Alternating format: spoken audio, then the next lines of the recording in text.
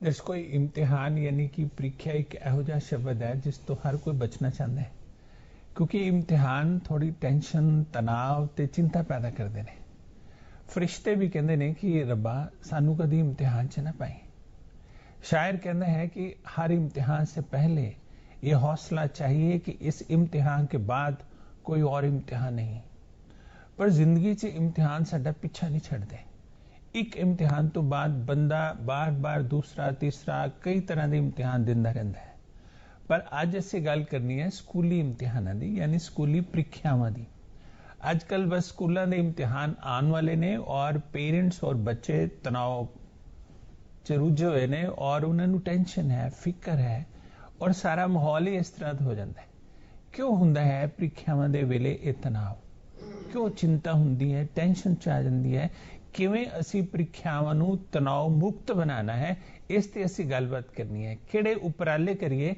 ताकि ਪ੍ਰੀਖਿਆ एक खेड ही बन जाए साडे लई दर्शकों ये बहुत अहम विषय है सारे घरां च एक वातावरण तनावपूर्ण बन जाता है ਪ੍ਰੀਖਿਆਵਾਂ ਜਿਹੜੀਆਂ कि स्कूलों ਦੀਆਂ आने वालियां ने ਪ੍ਰੀਖਿਆਵਾਂ ਨੂੰ तनाव मुक्त किवें बनाइए इस ते गलबात करन लई सानू खुशी है कि आज साडे प्रोग्राम च आए ने सुखदेव सिंह गिल जी ਜਿਹੜੇ कि ਖਿਓਵਾਲੀ च एक अध्यापक ने और बच्चों के विच ही विचरते हैं इन्हां दे नाल असीं सदा दिता है मनमीत सिंह संधू जी ने ਜਿਹੜੇ कि तरन तारण दे स्कूल च अध्यापक ने और बच्चों के तनाव नूं देखते हैं उन्होंने जिउंदे ने और उन्होंने हल भी दसते हैं दर्शकों ये लाइव फोन इन प्रोग्राम है तुसी भी इस प्रोग्राम शामिल हो सकते हो कृपा करके नंबर नोट कर लो नंबर हैं 018128142 4281 तो 281 दस्तक दो असी तुहाडा स्वागत करांगे पर सब तो पहले गिल साहब जाहिर है इम्तिहाना का मौसम आने वाला है और बच्चे थोड़ा चिंताग्रस्त हो गए माँ बाप भी कहते रहते हैं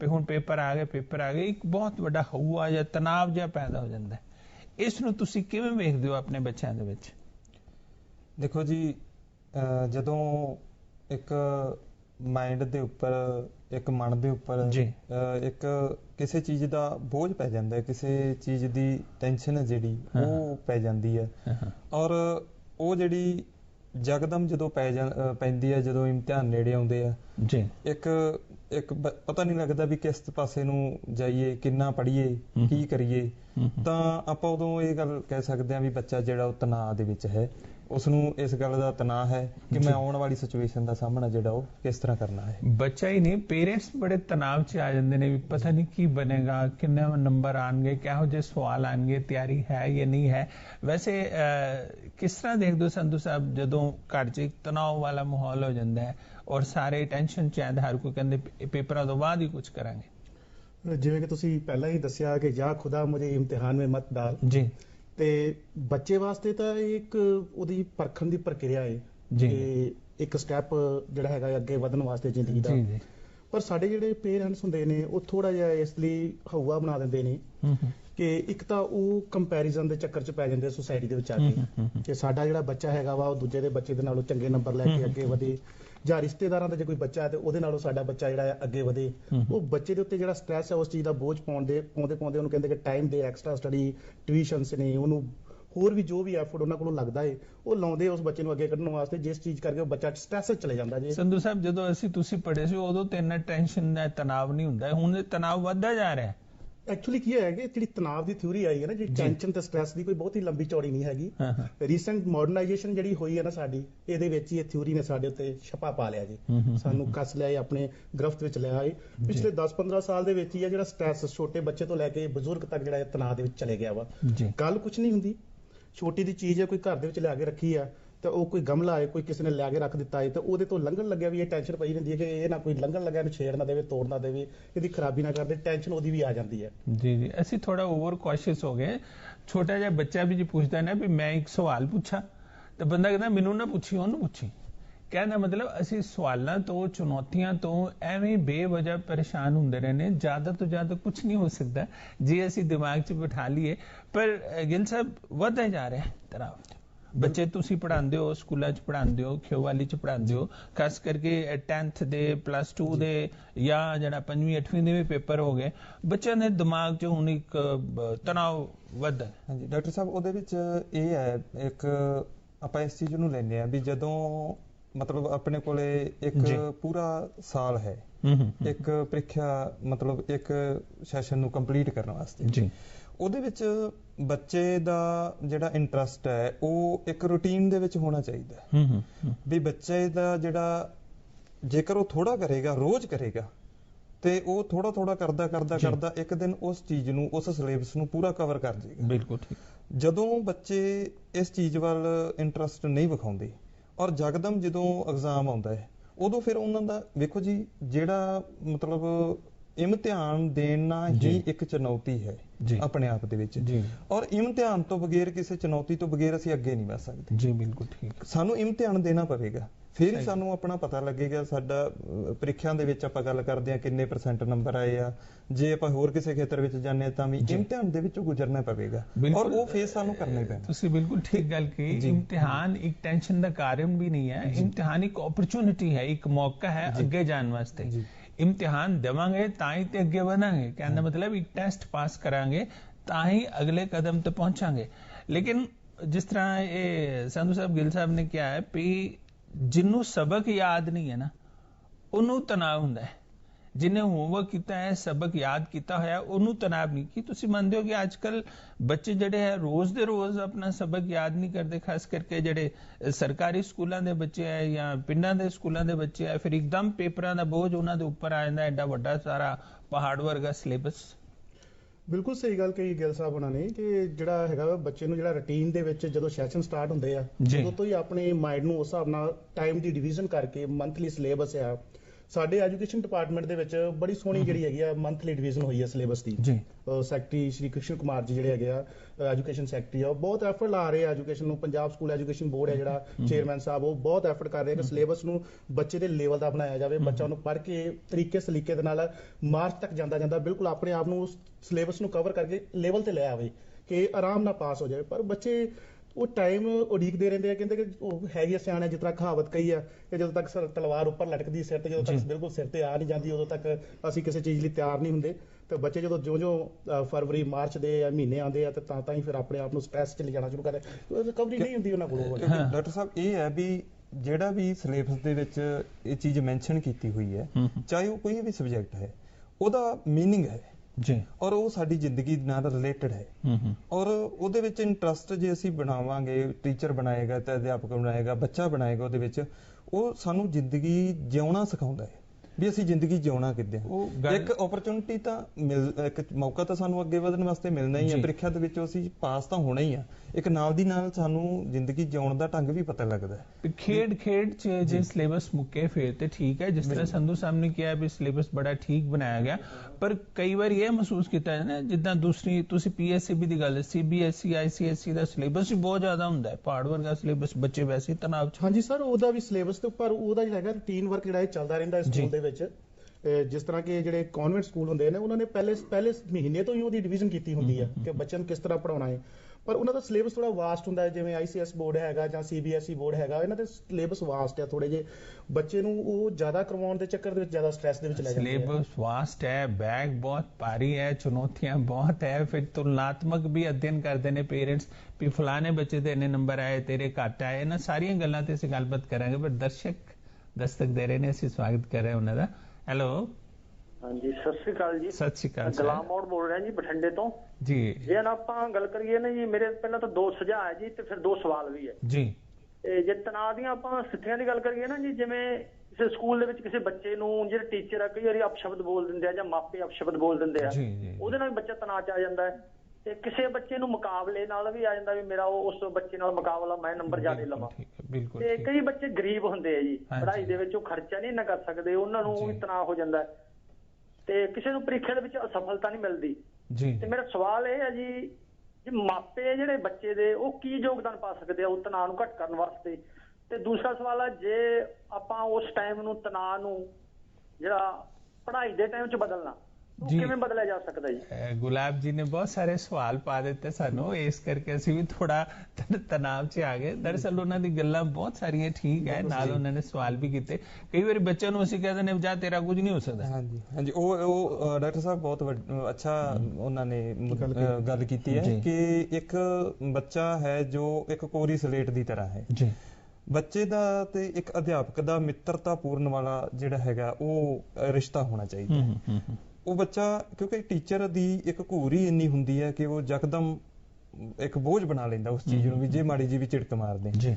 ਉਹ ਜਿਹੜਾ ਮਿੱਤਰਤਾ ਵਾਲਾ ਜੇਕਰ ਟੀਚਰ ਨੂੰ ਵੀ ਚਾਹੀਦਾ ਔਰ ਬੱਚੇ ਨੂੰ ਵੀ ਰਿਸਪੈਕਟ ਜਿਹੜੀ ਉਹ ਟੀਚਰ ਨੂੰ ਦੇਣੀ ਚਾਹੀਦੀ ਹੈ। ਦੂਜੀ ਗੱਲ ਜਿਹੜੀ ਉਹਨਾਂ ਨੇ ਪੇਰੈਂਟਸ ਦੀ ਕੀਤੀ, ਪੇਰੈਂਟਸ ਯੋਗਦਾਨ ਪਾ ਸਕਦੇ ਆ। ਵੇਖੋ ਜੀ, ਜੇ ਤੁਸੀਂ ਮਤਲਬ ਟੀਚਰ ਨਾਲ ਸੰਪਰਕ ਕਾਇਮ ਕਰੋ, ਪੀਟੀਐਮ ਹੈ, ਪੇਰੈਂਟਸ ਮੀਟਿੰਗ ਹੁੰਦੀ ਹੈ, ਜਾਂ ਵੈਸੇ ਹਫਤੇ ਬਾਅਦ ਜਾਂ 1 ਮਹੀਨੇ ਬਾਅਦ ਤੁਸੀਂ ਆਪਣੇ ਬੱਚੇ ਮਗਰ ਜਾਓ, ਕਿਉਂਕਿ ਆਪਣੇ ਬੱਚੇ ਆ, ਟੀਚਰ ਨਾਲ ਗੱਲਬਾਤ ਕਰੋ ਵੀ ਇਹ ਕਿਸ ਮਤਲਬ ਕਿਹੜੀ ਚੀਜ਼ ਨੂੰ ਪ੍ਰੋਬਲਮ ਆ ਰਹੀ ਹੈ, ਅਸੀਂ ਕੀ ਕਰ ਸਕਦੇ ਹਾਂ।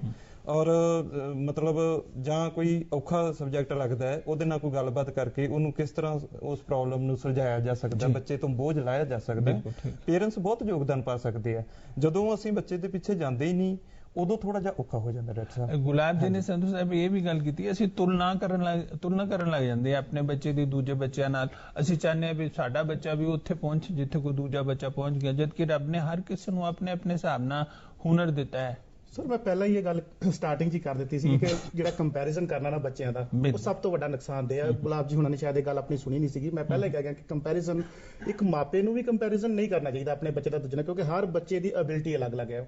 ਇੱਕ ਬੱਚਾ ਐਜੂਕੇਸ਼ਨ ਦੇ ਵਿੱਚ ਬੈਸਟ ਹੈ, ਦੂਸਰਾ ਬੱਚਾ ਹੈ ਉਹਦਾ ਸਰੀਰ ਬਿਲਕੁਲ ਫਿੱਟ ਹੈ, ਉਹ ਸਪੋਰਟਸ ਵਿੱਚ ਬੈਸਟ ਹੈ, ਇੱਕ ਬੱਚਾ ਕਲਚਰ ਵਿੱਚ ਪਰਫੈਕਟ ਹੈ, ਇੱਕ ਬੱਚਾ ਆਰਟ ਐਂਡ ਕਰਾਫਟ ਵਿੱਚ ਪਰਫੈਕਟ ਹੈ। ਮਤਲਬ ਅਸੀਂ ਆਲਰਾਊਂਡਰ ਐਬਿਲਿਟੀਆਂ ਲੱਭਦੇ ਨੇ ਜਦੋਂ ਬੱਚੇ ਦੇ ਅੰਦਰੋਂ, ਉਦੋਂ ਸਾਡੇ ਵਾਸਤੇ। ਸੋਸ਼ਲ ਮੀਡੀਆ 'ਚ ਇੱਕ ਚਿੱਠੀ ਆਈ ਸੀ, ਪ੍ਰਿੰਸੀਪਲ ਨੇ ਸਾਰੇ ਪੇਰੈਂਟਸ ਨੂੰ ਲਿਖੀ ਪੇਪਰਾਂ ਤੋਂ ਪਹਿਲੇ। ਉਹ ਪੇਪਰਾਂ ਤੋਂ ਪਹਿਲੇ ਜਿਹੜੀ ਪ੍ਰਿੰਸੀਪਲ ਨੇ ਚਿੱਠੀ ਲਿਖੀ, ਉਸ 'ਚ ਦੱਸਿਆ ਵੀ ਜ਼ਰੂਰੀ ਨਹੀਂ ਹੈ ਕਿ ਤੁਹਾਡਾ ਬੱਚਾ ਜਿਹੜਾ 90% ਜਾਂ 80% ਨੰਬਰ ਲਵੇ। ਹੋ ਸਕਦਾ ਉਹ ਸਿੰਗਰ ਬਹੁਤ ਅੱਛਾ ਬਣ ਸਕਦਾ ਹੋਵੇ, ਹੋ ਸਕਦਾ ਉਹ ਸਪੋਰਟਸ ਪਰਸਨ ਬਹੁਤ ਅੱਛਾ ਬਣ ਸਕਦਾ ਹੋਵੇ, ਹੋ ਸਕਦਾ ਉਹ ਬਿਜ਼ਨਸ ਬਹੁਤ ਅੱਛਾ ਕਰੇ, ਹੋ ਸਕਦਾ ਹੈ ਕਿਸੇ ਹੋਰ ਖੇਤਰ 'ਚ ਆਪਣਾ ਨਾਮ ਕਮਾਵੇ। ਸੋ ਇਸ ਕਰਕੇ ਤੁਸੀਂ ਟੈਨਸ਼ਨ ਨਹੀਂ ਲੈਣਾ। ਲੇਕਿਨ ਮਾਂ-ਬਾਪ ਚਾਹੁੰਦੇ ਆ ਵੀ ਸਾਡਾ ਬੱਚਾ ਇਹ ਬਣੇ, ਸਾਡੇ ਇਹ ਬੱਚੇ ਦੇ ਨੇ ਨੰਬਰ ਆਣ, ਤਾਂ ਹੀ ਤਣਾਅ ਜਿਹੜਾ ਹੈ ਉਹ ਜ਼ਿਆਦਾ ਹੋ ਜਾਂਦਾ। ਬਿਲਕੁਲ ਜੀ, ਜਦੋਂ ਅਸੀਂ ਇੱਕ ਬੱਚੇ ਨਾਲ ਦੂਸਰੇ ਬੱਚੇ ਦਾ ਕੰਪੈਰੀਜ਼ਨ ਕਰਦੇ ਆ, ਉਦੋਂ ਬੱਚਾ ਡਿਪਰੈਸ਼ਨ ਦੇ ਵਿੱਚ ਆਏਗਾ। ਜੀ। ਜੇ ਕਿਸੇ ਦਾ ਸਿੰਗਰ ਬਣਨ ਦਾ ਇੰਟਰਸਟ ਹੈ, ਦੇਖੋ ਜੀ 10th ਤੱਕ ਇੱਕ ਬੱਚੇ ਦੀ ਮਜਬੂਰੀ ਹੁੰਦੀ ਹੈ ਕਿ ਸਬਜੈਕਟ ਸਾਰੇ ਕਲੀਅਰ ਕਰਨੇ ਹੈ। 10th ਤੋਂ ਬਾਅਦ ਪੇਰੈਂਟਸ ਦਾ ਇਹ ਫਰਜ਼ ਬਣਦਾ ਹੈ ਉਸ ਬੱਚੇ ਦੀ ਐਬਿਲਿਟੀ ਹੈ, ਜਿਹੜੀ ਯੋਗਤਾ ਹੈ, ਉਸ ਚੀਜ਼ ਨੂੰ ਪਛਾਣੋ। ਬੱਚਾ ਕਿਸ ਪਾਸੇ ਜਾ ਰਿਹਾ ਹੈ, ਟੀਚਰ ਨਾਲ ਸੰਪਰਕ ਕਰੋ, ਬੱਚੇ ਦਾ ਇੰਟਰਸਟ ਕਿਸ ਪਾਸੇ ਹੈ। ਜੇਕਰ ਉਹ ਸਿੰਗਰ ਬਣਨਾ ਇੰਟਰਸਟ ਹੈ, ਸਿੰਗਰ ਬਣਨ ਦਾ, ਉਹ ਬਹੁਤ ਵਧੀਆ ਸਿੰਗਰ ਬਣੇਗਾ, ਬਹੁਤ ਨਾਂ ਰੋਸ਼ਨ ਕਰੇਗਾ। ਜੇ ਉਹ ਡਾਕਟਰ ਬਣਨਾ ਚਾਹੁੰਦਾ ਤਾਂ ਬਹੁਤ, ਜਦੋਂ ਅਸੀਂ ਧੱਕਾ ਕਰਦੇ ਹਾਂ ਡਾਕਟਰ ਸਾਹਿਬ ਉਹਦੇ ਨਾਲ, ਉਹਦੇ ਬੱਚਾ ਕਿਤੇ ਨਾ ਕਿਤੇ ਉਸ ਚੀਜ਼ ਨੂੰ ਤਣਾਅ ਦੇ ਵਿੱਚ ਲੈਂਦਾ ਔਰ ਉਹ ਕੁਝ ਵੀ ਨਹੀਂ ਬਣ ਪਾਉਂਦਾ। ਗਿੱਲ ਸਾਹਿਬ, ਦਰਸ਼ਕ ਜੁੜ ਚੁੱਕੇ ਨੇ ਸਾਡੇ ਨਾਲ, ਅਸੀਂ ਉਹਨਾਂ ਨੂੰ ਪ੍ਰੋਗਰਾਮ 'ਚ ਸ਼ਾਮਿਲ ਕਰ ਰਹੇ ਹਾਂ। ਹੈਲੋ ਜੀ, ਹਾਂ ਜੀ, ਵਿਕਰਮਜੀਤ ਸਿੰਘ ਜੀ, ਸਵਾਗਤ ਹੈ ਜੀ। ਸਤਿ ਸ਼੍ਰੀ ਅਕਾਲ ਸਰ। ਸਤਿ ਸ਼੍ਰੀ ਅਕਾਲ ਜੀ। ਛੁੱਟੀ ਬੱਚੇ ਦੀ ਅੱਜ 10 ਦਿਨ ਹੋ ਗਏ, ਇੰਨੀ ਟੈਨਸ਼ਨ ਲਈ ਜੀ ਨਾ, ਖਾਣਾ ਨਹੀਂ ਟੁੱਟ ਦਿੰਦੇ ਹਮਾਰਾ, ਤੇ ਡਾਕਟਰ ਸਾਹਿਬ ਕਹਿ ਰਹੇ ਨੇ ਵੀ ਟੈਨਸ਼ਨ ਨਾ ਲਓ, ਪਰ ਦਿਨ ਨੂੰ ਬਿਮਾਰ ਹੁੰਦੇ ਜਾ ਰਹੇ ਨੇ। ਮਤਲਬ ਟੈਨਸ਼ਨ, ਚਿੰਤਾ ਟੈਨਸ਼ਨ ਲੈਣ ਨਾਲ ਕੋਈ ਸਮੱਸਿਆ ਦਾ ਹੱਲ ਨਹੀਂ ਹੁੰਦਾ।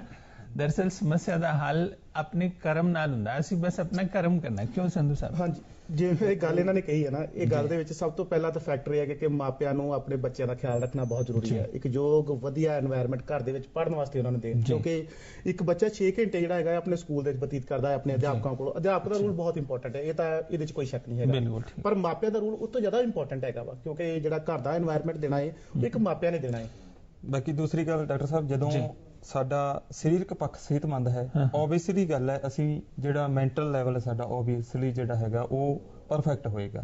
ਪ੍ਰੋਪਰ ਵੇ ਦੇ ਵਿੱਚ ਪੌਸ਼ਟਿਕ ਖੁਰਾਕ ਹੋਣੀ ਚਾਹੀਦੀ ਹੈ ਬੱਚੇ ਦਾ, ਪ੍ਰੋਪਰ ਵੇ ਦੇ ਵਿੱਚ ਉਹਦਾ ਖਾਣਾ ਹੋਣਾ ਚਾਹੀਦਾ ਹੈ, ਘਰ ਦੇ ਵਿੱਚ ਵੀ ਪ੍ਰੋਪਰ ਵੇ ਦੇ ਵਿੱਚ ਉਹਦਾ ਖਿਆਲ ਰੱਖਿਆ ਜਾਣਾ ਚਾਹੀਦਾ। ਜਿਵੇਂ ਹੁਣ ਸਰਦੀਆਂ, ਇਹਨਾਂ ਨੇ ਗੱਲਬਾਤ ਕੀਤੀ ਵੀ ਬੱਚੇ ਬਿਮਾਰ ਪੜ ਰਹੇ, ਠੀਕ ਹੈ, ਉਹਦੇ 'ਚ ਕੀ ਹੈ, ਉਹਦੇ 'ਚ ਸਾਨੂੰ ਆਪਣੇ ਬੱਚੇ ਦਾ ਪੂਰਾ ਖੁਰਾਕ ਦੇ ਪੱਖੋਂ ਵੀ ਖਿਆਲ ਰੱਖਣਾ ਚਾਹੀਦਾ, ਉਹਦੀਆਂ ਹੋਰ ਵੀ ਜਿਹੜੀਆਂ ਮਤਲਬ ਹਰਕਤਾਂ ਹੈ ਉਹਦਾ ਖਿਆਲ ਰੱਖਣਾ ਚਾਹੀਦਾ, ਤਾਂ ਜੋ ਉਹਦੇ ਤੇ ਪੜ੍ਹਾਈ ਦਾ ਬੋਝ ਗਿੱਲ ਸਾਹਿਬ ਨੇ ਜਿਵੇਂ ਗੱਲ ਕੀਤੀ ਹੈ ਕਿ ਬੱਚੇ ਲਈ ਜ਼ਰੂਰਤ ਹੈ, ਬੱਚੇ ਲਈ ਸਭ ਤੋਂ ਜ਼ਿਆਦਾ ਜ਼ਰੂਰਤ ਹੈ ਇਸ ਵੇਲੇ ਖਾਣੇ ਦੇ ਨਾਲ ਨਾਲ ਉਹਦੀ ਪੌਸ਼ਟਿਕ ਖੁਰਾਕ ਦੇ ਨਾਲ ਨਾਲ ਉਹਦੇ ਲਈ ਨੀਂਦ ਬਹੁਤ ਜ਼ਰੂਰੀ ਹੈ।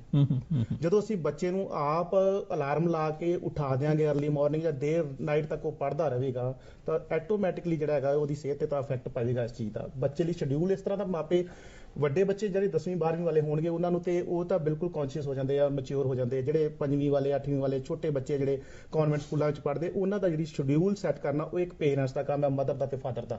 ਉਹ ਇਸ ਤਰ੍ਹਾਂ ਦਾ ਸ਼ਡਿਊਲ ਜਿਹੜੇ ਕਨਵੈਂਟ ਸਕੂਲ ਦੀ ਤੁਸੀਂ ਗੱਲ ਕੀਤੀ ਹੈ, CBSE ਜਾਂ ICSE ਦੇ ਸਕੂਲ, ਇਹਨਾਂ ਦੇ ਬੱਚੇ ਕਈ ਵਾਰੀ ਓਵਰਬਰਡਨਡ ਹੈ, ਬਹੁਤ ਜ਼ਿਆਦਾ ਉਮੀਦਾਂ ਦਾ ਵੀ ਬੋਝ ਹੈ, ਸਿਲੇਬਸ ਦਾ ਵੀ ਬੋਝ ਹੈ, ਕਿਤਾਬਾਂ ਕਾਪੀਆਂ ਬੈਗਾਂ ਦਾ ਵੀ ਬੋਝ ਹੈ, ਔਰ ਉਹ ਇੰਟਰੈਕਟ ਨਹੀਂ ਕਰਦੇ। ਘਰੋਂ ਬਾਹਰ ਨਿਕਲ ਕੇ ਮੈਦਾਨ 'ਚ ਕਿਤੇ ਜਾਣ ਜਾਂ ਦੂਸਰੇ ਬੱਚਿਆਂ ਨਾਲ ਗੱਲਾਂ ਬਾਤਾਂ ਮਾਰਨ, ਕੋਈ ਹਾਸਾ ਠੱਠਾ ਕਰਨ ਜਾਂ ਕੋਈ ਆਊਟਡੋਰ ਗੇਮ ਖੇਲਣ, ਇਹਦੇ ਲਈ ਵੀ ਉਹਨਾਂ ਕੋਲ ਟਾਈਮ ਨਹੀਂ। ਡਾਕਟਰ ਸਾਹਿਬ, ਜਿਵੇਂ ਕਿ ਆਪਾਂ ਜਾਣਦੇ ਹੀ ਹਾਂ ਕਿ ਜਿਹੜੇ ਕਨਵੈਂਟ ਸਕੂਲਾਂ ਦੇ ਬੱਚੇ ਅਰਲੀ ਮਾਰਨਿੰਗ ਉਹਨਾਂ ਦੀਆਂ ਵੈਨਾਂ ਆ ਜਾਂਦੀਆਂ, ਬੂਹੇ ਕੇ ਹਾਰਨ ਵੱਜਣੇ ਸ਼ੁਰੂ ਹੋ ਜਾਂਦੇ ਆ, 6:30 7 ਵਜੇ ਦੇ ਲਗਭਗ ਬੱਚੇ ਸਕੂਲਾਂ ਨੂੰ ਮੂਵ ਕਰ ਜਾਂਦੇ ਆ। ਸਾਰਾ ਦਿਨ ਉੱਥੇ ਸਟ੍ਰੈਸ ਦੇ ਵਿੱਚ ਆ, ਟੀਚਰਾਂ ਦੀਆਂ ਕਲਾਸਾਂ ਚੱਲਦੀਆਂ ਨੇ, ਘਰੇ ਬੱਚਾ ਪਹੁੰਚਦਾ ਹੀ ਹੈ, ਜੇ ਵੈਨ ਉਤਾਰਦੀ ਹੈ ਤੇ ਮਦਰ ਦਾ ਕੰਮ ਇਹ ਹੋ ਜਾਂਦਾ ਕਿ ਉਹਦੇ ਕੱਪੜੇ ਚੇਂਜ ਕਰਾਂ ਤੇ ਟਿਊਸ਼ਨ ਤੇ ਭੇਜਦੇ ਹਨ ਉਹਨੂੰ। ਉਹ ਲੇਟ ਨਾਈਟ ਫਿਰ ਵਾਪਸ ਮੁੜਦੇ 7-8 ਵਜੇ, ਉਹਦੇ ਚ ਉਹ ਖਾਣਾ ਵੀ ਚੱਜ ਨਾਲ ਨਹੀਂ ਖਾ ਸਕਦੇ, ਬ੍ਰੇਕਫਾਸਟ ਵੀ ਚੱਜ ਨਾਲ ਨਹੀਂ ਕੀਤੀ ਉਹਨਾਂ ਨੇ ਬਿਲਕੁਲ ਠੀਕ ਤਰੀਕੇ ਨਾਲ, ਦੁਪਹਿਰ ਦਾ ਖਾਣਾ ਵੀ ਚਲੋ ਉੱਥੇ ਸਕੂਲ ਦੇ ਵਿੱਚ ਭੱਜ ਦੌੜ ਦੇ ਵਿੱਚ ਖਾਦਾ, ਰਾਤ ਦਾ ਵੀ ਸਹੀ ਤਰੀਕੇ ਨਾਲ ਖਾਦਾ। ਫਿਰ ਪੇਰੈਂਟਸ ਲੱਗ ਪੈਂਦੇ ਕਿ ਅਸੀਂ ਥੋੜਾ ਜਿਹਾ ਟਾਈਮ ਇਹਨਾਂ ਦੇ ਨਾਲ ਬਤੀਤ ਕਰੀਏ, ਕਿ ਇਹਨਾਂ ਨੂੰ ਥੋੜਾ ਜਿਹਾ ਅਸੀਂ ਪੜ੍ਹਾਈ ਤੇ ਹੀ ਜ਼ੋਰ ਦਿੱਤਾ ਜਾ ਰਿਹਾ ਹੈ,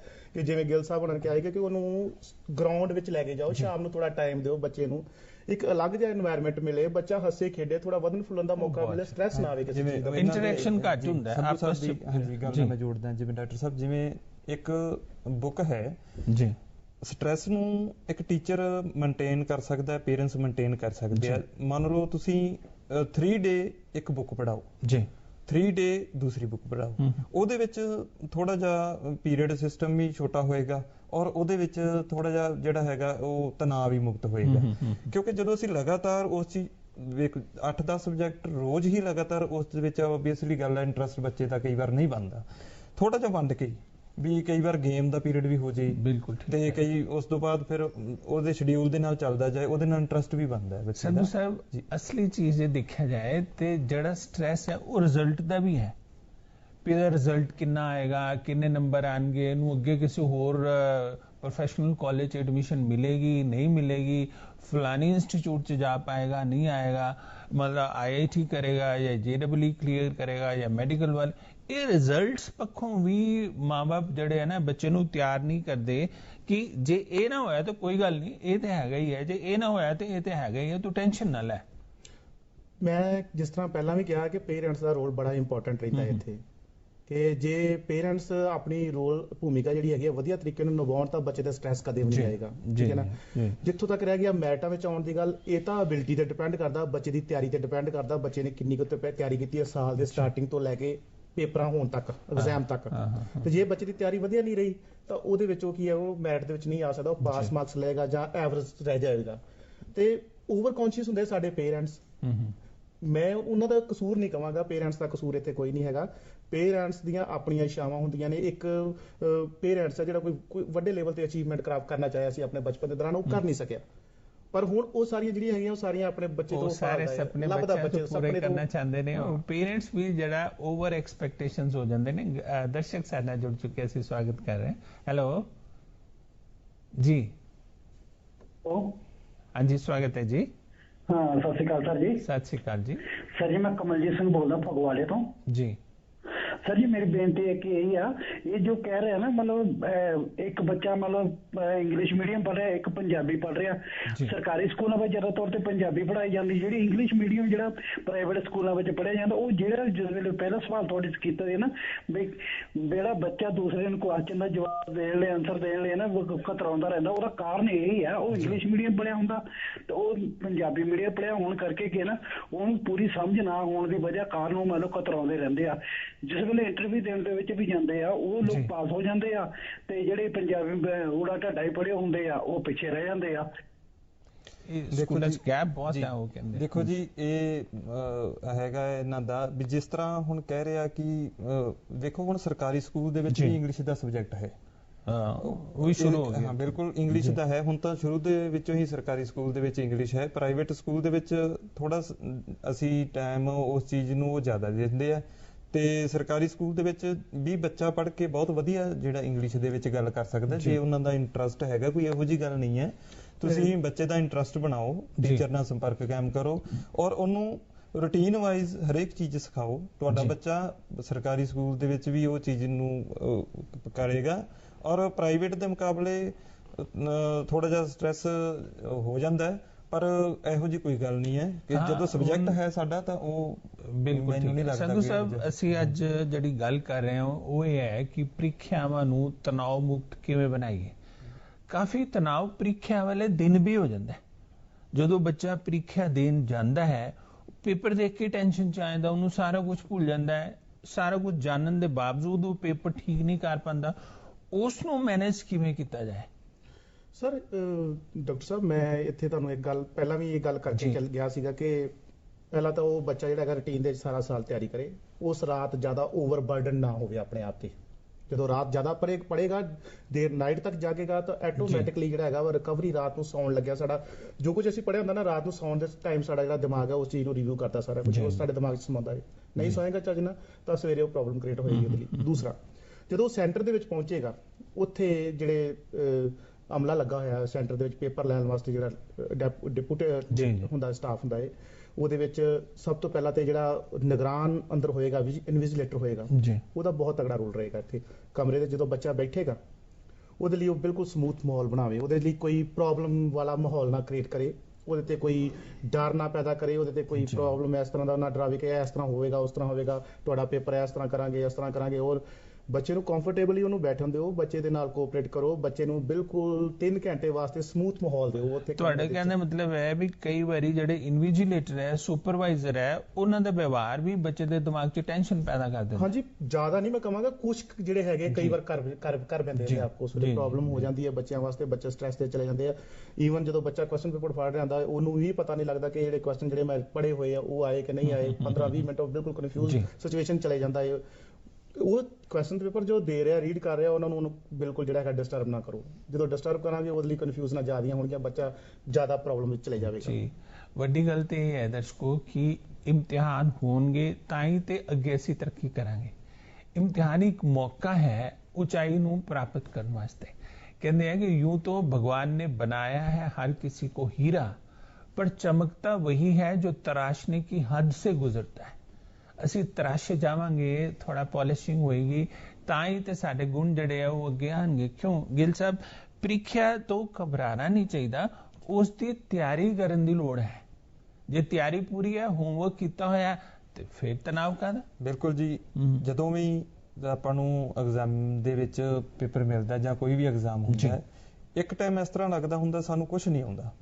ਬੱਚੇ ਜਿਵੇਂ ਸੰਧੂ ਸਾਹਿਬ ਨੇ ਦੱਸਿਆ ਇੱਕਦਮ ਕਨਫਿਊਜ਼ ਹੋ ਜਾਂਦੇ ਆ। ਪਰ ਜੇਕਰ ਅਸੀਂ ਰੂਟੀਨ ਦੇ ਵਿੱਚ ਸਭ ਕੁਝ ਕੀਤਾ ਹੋਇਆ ਹੈ, ਜੇਕਰ ਸਾਡੇ ਟੀਚਰ ਨੇ ਸਾਨੂੰ ਸਮਝਾਇਆ ਹੋਇਆ ਹੈ, ਤੁਹਾਨੂੰ ਇੱਕ ਟਾਈਮ, ਬੱਚਿਆਂ ਨੂੰ ਵੀ ਮੈਂ ਦੱਸ ਰਿਹਾ ਵੀ ਇੱਕ ਟਾਈਮ ਤੁਹਾਨੂੰ ਲੱਗੇਗਾ ਵੀ ਸਾਨੂੰ ਕੁਝ ਨਹੀਂ ਆਉਂਦਾ, ਪਰ ਹੌਲੀ ਹੌਲੀ ਜਦੋਂ ਤੁਸੀਂ ਉਸ ਨੂੰ ਰਿਵਾਈਜ਼ ਕਰੋਗੇ, ਉਸ ਚੀਜ਼ ਨੂੰ, ਪੇਪਰ ਨੂੰ ਰੀਡ ਕਰੋਗੇ, ਤੁਹਾਡੇ ਵਿੱਚ ਤੇ ਆਟੋਮੈਟਿਕ ਤੁਹਾਨੂੰ ਉਹ ਗੱਲਾਂ ਯਾਦ ਆਈ ਜਾਣਗੀਆਂ। ਮੇਨ ਡਾਕਟਰ ਸਾਹਿਬ ਜਿਹੜਾ ਬੋਝ ਇਹੀ ਹੁੰਦਾ ਵੀ ਬੁਕਲੇਟ ਸ਼ੀਟ ਭਰਨੀ ਹੈ, ਕਿਤੇ ਗਲਤ ਨਾ ਹੋ ਜੇ ਐਗਜ਼ਾਮ ਦੇ ਵਿੱਚ, ਕਿਤੇ ਇਸ ਤਰ੍ਹਾਂ ਕੋਈ ਅੱਖਰ ਮਤਲਬ ਕੋਈ ਰੋਲ ਨੰਬਰ ਦੇ ਵਿੱਚੋਂ ਮਿਸਟੇਕ ਨਾ ਹੋ ਜੇ। ਉਹੀ ਬੋਝ ਆ ਜਿਹੜਾ ਉਹ 15-20 ਮਿੰਟ ਦਾ ਹੁੰਦਾ, ਕੋਈ ਜ਼ਿਆਦਾ ਨਹੀਂ। ਉਸ ਤੋਂ ਬਾਅਦ ਆਟੋਮੈਟਿਕ ਜੇ ਤੁਸੀਂ ਪੜਿਆ ਹੋਇਆ ਅੱਛੀ ਤਰ੍ਹਾਂ ਤੁਹਾਨੂੰ ਸਾਰਾ ਦਿਮਾਗ ਦੇ ਵਿੱਚ। ਦਰਸ਼ਕ ਸਾਡੇ ਨਾਲ ਜੁੜ ਚੁੱਕੇ ਨੇ, ਅਸੀਂ ਸਵਾਗਤ ਕਰ ਰਹੇ ਉਹਨਾਂ ਦਾ। ਹੈਲੋ ਜੀ, ਸਵਾਗਤ ਹੈ ਜੀ। ਸਰ, ਮੈਂ ਗੱਲ ਕਰਨੀ ਸੀ ਵੀ ਜਦੋਂ ਐਗਜ਼ਾਮ ਹੁੰਦਾ ਹੈ ਉਦੋਂ ਵੀ ਜਦੋਂ ਆਪਾਂ ਐਗਜ਼ਾਮ ਬੱਚਾ ਦਿੰਦਾ, ਉਸ ਟਾਈਮ ਉਹਦੇ ਤੋਂ ਪੇਪਰ ਦੇ ਵਿੱਚ ਟਾਈਮ ਦੇ ਵਿੱਚ ਮੋਹਰਾਂ ਲਵਾਈ ਜਾਂਦੀਆਂ ਜਾਂ ਉਹਦੇ ਤੋਂ ਸਿਗਨੇਚਰ ਕਰਾਏ ਜਾਂਦੇ ਆ। ਬੱਚੇ ਦਾ ਕਨਫਿਊਜ਼ ਹੋ ਜਾਂਦਾ, ਬੱਚੇ ਦੇ ਸਵਾਲ ਆਸੇ-ਪਾਸੇ ਜੋ ਬੱਚੇ ਨੇ ਯਾਦ ਕੀਤਾ ਹੁੰਦਾ ਬੱਚੇ ਨੂੰ ਭੁੱਲ ਜਾਂਦਾ ਹੈ।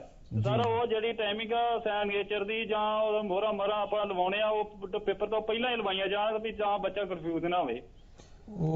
ਅੱਛੀ ਗੱਲ ਹੈ ਜੀ। ਬਿਲਕੁਲ, ਉਹ ਜਿਹੜੀਆਂ ਚੀਜ਼ਾਂ ਵਾਸਤੇ ਵੈਸੇ ਸਾਨੂੰ 15 ਮਿੰਟ ਜਿਹੜੇ ਉਹ ਦਿੱਤੇ ਜਾਂਦੇ ਆ, ਐਕਸਟਰਾ ਦਿੱਤੇ ਜਾਂਦੇ ਆ। ਔਰ ਪੇਪਰ ਰੀਡ ਕਰਨ ਵਾਸਤੇ ਵੀ ਜਿਹੜਾ ਹੈਗਾ ਉਹ ਟਾਈਮ ਸਾਨੂੰ ਦਿੱਤਾ ਜਾਂਦਾ ਹੈ। ਬੱਚਾ ਕਨਫਿਊਜ਼ ਹੁੰਦਾ ਇਹਨਾਂ ਨਾਲ ਹੀ, ਇਹਨਾਂ ਗੱਲਾਂ ਕਰਕੇ ਹੀ ਹੁੰਦਾ ਹੈ ਬੱਚਾ ਕਨਫਿਊਜ਼, ਕਿਉਂਕਿ ਫਸਟ ਟਾਈਮ ਉਹ ਫੇਸ ਕਰ ਰਿਹਾ ਹੁੰਦਾ ਹੈ। ਕਿਤੇ ਉਹ ਅੱਗੇ ਵੀ ਜਿਵੇਂ ਮੈਂ ਦੱਸਿਆ ਕਿ ਜਿਹੜੀ ਸਟੈਂਪ ਲੱਗਣੀ ਹੈ ਕਿਤੇ ਗਲਤ ਨਾ ਲੱਗ ਜੇ, ਕਿਤੇ ਮੇਰਾ ਪੇਪਰ ਫਾਲ ਨਾ ਹੋ ਜੇ, ਜਾਂ ਇਹ ਚੀਜ਼ਾਂ ਬਣ ਜਾਂਦੀਆਂ। ਪਰ ਬਿਲਕੁਲ ਆਪਣੇ ਬੱਚਿਆਂ ਨੂੰ ਇਸ ਤਰ੍ਹਾਂ ਤੁਸੀਂ ਸਮਝਾਓ ਐਗਜ਼ਾਮ ਦੇ ਵਿੱਚ ਜਾਣ ਲੱਗਿਆ। ਪੇਰੈਂਟਸ ਦੀ ਵੀ ਜ਼ਿੰਮੇਵਾਰੀ ਬਣਦੀ ਹੈ, ਟੀਚਰ ਦੀ ਵੀ ਜ਼ਿੰਮੇਵਾਰੀ ਬਣਦੀ ਹੈ ਵੀ ਬਿਲਕੁਲ ਫ੍ਰੀ ਮਾਈਂਡ ਹੋ ਕੇ ਤੁਸੀਂ ਪਹਿਲਾਂ ਰੋਲ ਨੰਬਰ ਵਗੈਰਾ ਫਿਲ ਕਰੋ, ਫਿਰ ਉਸ ਪੇਪਰ ਨੂੰ ਤੁਸੀਂ ਜਦੋਂ 15 ਮਿੰਟ ਤੁਹਾਨੂੰ ਦਿੱਤੇ ਜਾਂਦੇ ਆ ਉਹਦੇ ਵਿੱਚ ਤੁਸੀਂ ਕੰਪਲੀਟ ਕਰਕੇ ਔਰ ਧਿਆਨ ਨਾਲ ਤੁਸੀਂ ਰੀਡ ਕਰੋ ਪੇਪਰ ਨੂੰ। ਔਰ ਮੈਨੂੰ ਨਹੀਂ ਲੱਗਦਾ ਵੀ ਏਦਾਂ ਦੀ ਕੋਈ ਹੋਊਗੀ, ਕਨਫਿਊਜ਼ ਹੋ ਜਾਂਦੇ ਬੱਚੇ, ਪਰ ਜੇ ਉਹਨਾਂ ਨੂੰ ਸਮਝਾਇਆ ਜਾਵੇ ਉਸ ਤਰੀਕੇ ਨਾਲ ਤਾਂ ਇਹ ਪ੍ਰੋਬਲਮ ਬਹੁਤ ਘਟ ਸਕਦੀ ਹੈ। ਸੰਧੂ ਸਾਹਿਬ ਇਹ ਵੀ ਗੱਲ ਕਹੀ ਜਾਂਦੀ ਹੈ ਵੀ ਜੇ ਅਸੀਂ ਇਮਤਿਹਾਨ ਦਿੰਦੇ ਰਹੀਏ, ਹਰ ਹਫਤੇ ਟੈਸਟ ਹੋਣ ਜਾਂ ਮਹੀਨੇ ਬਾਅਦ ਟੈਸਟ ਹੋਣ, ਤੇ ਫਿਰ ਉਹ ਤਣਾਅ ਘਟ ਜਾਂਦਾ, ਕਿਉਂਕਿ ਸਾਨੂੰ ਇਮਤਿਹਾਨ ਦੇਣ ਦੀ ਵੀ ਆਦਤ ਪੈ ਜਾਂਦੀ ਹੈ।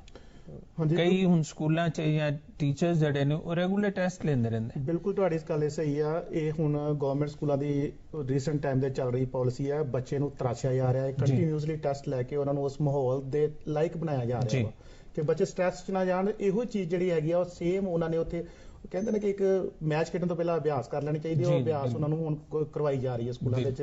ਪ੍ਰੀ ਬੋਰਡ ਜਿਹੜਾ ਹੈ ਇਸੇ ਚੀਜ਼ ਵਾਸਤੇ ਰੱਖਿਆ ਗਿਆ ਹੈ, ਪ੍ਰੀ ਬੋਰਡ ਐਗਜ਼ਾਮ ਜਿਹੜੇ ਕਰਵਾਏ ਜਾਂਦੇ ਆ। ਸਹੀ ਗੱਲ ਹੈ ਜੀ। ਸੰਧੂ ਸਾਹਿਬ ਦੀ ਗੱਲ ਨੂੰ ਇੱਕੋ ਮਿੰਟ ਵਾਸਤੇ, ਇਹ ਗੱਲ ਇਸ ਤਰ੍ਹਾਂ ਵੀ ਜਦੋਂ ਅਸੀਂ ਜਿਹੜਾ ਸਾਨੂੰ ਐਗਜ਼ਾਮ ਦੇ ਵਿੱਚ ਡਾਕਟਰ ਸਾਹਿਬ ਪੈਟਰਨ ਆਉਣਾ ਹੈ, ਬੁਕਲੇਟ ਨੰਬਰ ਜਿਹੜਾ ਅਸੀਂ ਫਿਲ ਕਰਨਾ ਹੈ, ਅਧਿਆਪਕ ਨੂੰ ਥੋੜਾ ਜਿਹਾ ਚਾਹੀਦਾ ਵੀ ਕੁਝ ਟਾਈਮ ਪਹਿਲਾਂ ਉਹਨਾਂ ਦੀ ਜਿਹੜੀ ਫੋਟੋਕਾਪੀ ਕਰਵਾ ਕੇ ਉਸ ਤਰ੍ਹਾਂ ਦੀ ਬੱਚਿਆਂ ਦੀ ਪ੍ਰੈਕਟਿਸ ਵੀ ਹੋ ਜੇ ਤਾਂ ਥੋੜਾ ਜਿਹਾ ਬੋਝ ਜਿਹੜਾ ਸੈਂਪਲ ਕੁਐਸਚਨ ਪੇਪਰ ਦੀ ਪ੍ਰੈਕਟਿਸ ਹੋ ਸਕਦਾ। ਦਰਸ਼ਕੋ, ਮੁੱਖ ਦੀ ਗੱਲ ਤੇ ਹੈ ਕਿ ਇਮਤਿਹਾਨਾਂ ਤੋਂ ਅਸੀਂ ਬਚ ਨਹੀਂ ਸਕਦੇ। ਜਿੰਨਾ ਵੱਡਾ ਇਮਤਿਹਾਨ ਦਿਆਂਗੇ ਉਨੀ ਜ਼ਿਆਦਾ ਓਪਰਚੁਨਿਟੀ ਜਾਂ ਸਾਡੀ ਉਪਲਬਧੀ ਜਾਂ ਪ੍ਰਾਪਤੀ ਹੋਏਗੀ। ਉਹ ਕਹਿੰਦਾ ਹੈ ਵੀ ਬਹੁਤ ਦਿਨਾਂ ਬਾਅਦ ਸਕੂਲ ਦੇ ਅੱਗੋਂ ਗੁਜ਼ਰਾ, ਸਕੂਲ ਮੈਨੂੰ ਪੁੱਛਦਾ ਹੈ ਕਿਉਂ ਬਈ ਉਦੋਂ ਤੇ ਇਮਤਿਹਾਨਾਂ ਤੋਂ ਬਹੁਤ ਡਰਦਾ ਸੀ, ਹੁਣ ਜ਼ਿੰਦਗੀ ਦੇ ਇਮਤਿਹਾਨ ਕਿਵੇਂ ਚੱਲ ਰਹੇ? ਦਰਅਸਲ ਸਕੂਲਾਂ ਦੇ ਇਮਤਿਹਾਨ ਇੰਨੇ ਔਖੇ ਨਹੀਂ ਹੁੰਦੇ ਜਿੰਨੇ ਕਿ ਜ਼ਿੰਦਗੀ ਦੇ ਇਮਤਿਹਾਨ ਹੁੰਦੇ ਨੇ, ਪਰ ਸਾਨੂੰ ਤਿਆਰ ਰਹਿਣਾ ਚਾਹੀਦਾ ਹੈ ਕਿਉਂਕਿ ਇਮਤਿਹਾਨ ਵੱਡਾ ਨਹੀਂ, ਅਸੀਂ ਵੱਡੇ ਹਾਂ। ਗਿੱਲ ਸਾਹਿਬ, ਸੰਧੂ ਸਾਹਿਬ, ਬਹੁਤ ਬਹੁਤ ਧੰਨਵਾਦ। ਦਰਸ਼ਕੋ, ਤੁਹਾਡਾ ਵੀ ਸ਼ੁਕਰੀਆ।